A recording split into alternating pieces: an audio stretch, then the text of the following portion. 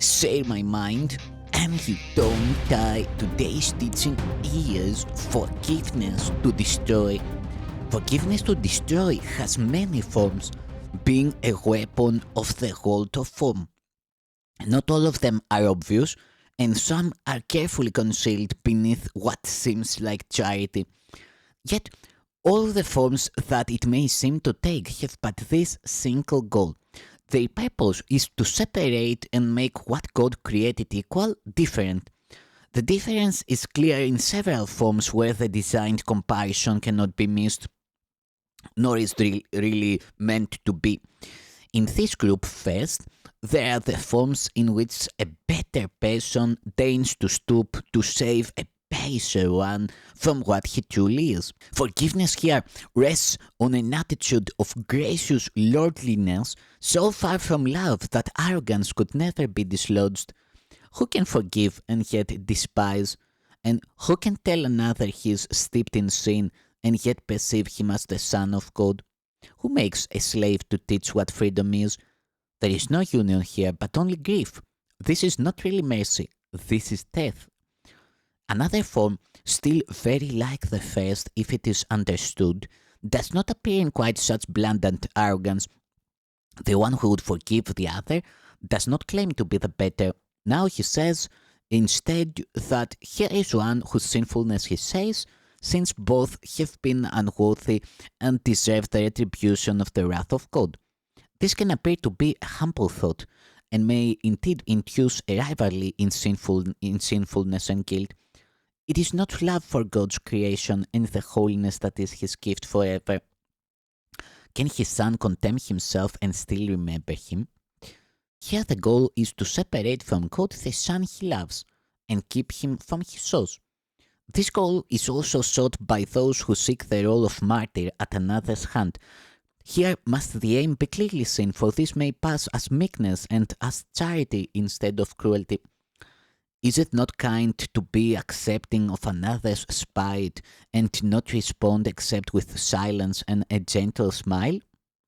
Behold how good are you who bear with patience and with saintliness the anchor and the hurt another gives and do not show the bitter pain you feel. Forgiveness to destroy will often hide behind a cloak like this. It shows the face of suffering and pain in silent proof of guilt and of the ravages of sin.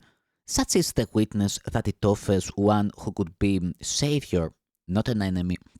But having been made enemy, he must accept the guilt and heavy-laden reproach that thus is put upon him. Is this love, or is it rather treachery to one who needs salvation from the pain of guilt? What could the purpose be except to keep the witnesses of guilt away from love? Forgiveness to destroy can also take the form of bargaining and compromise. I will forgive you if you meet my needs, for in your slavery is my release. Say this to anyone, and you are a slave. And you will seek to rid yourself of guilt in further bargains which can give no hope but only greater pain and misery.